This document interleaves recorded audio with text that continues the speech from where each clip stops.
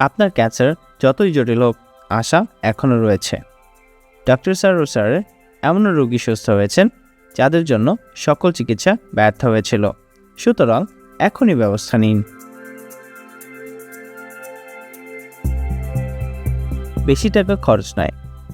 Doctor Sarwar স্যারের homeo চিকিৎসায় kidney ও liver রোগীদের ব্যয়বহুল অপারেশন ছাড়াই সুস্থ করেছেন। সুতরাং সিরিয়াল দেওয়ার জন্য আজই যোগাযোগ করুন নিচে দেওয়া নাম্বারে।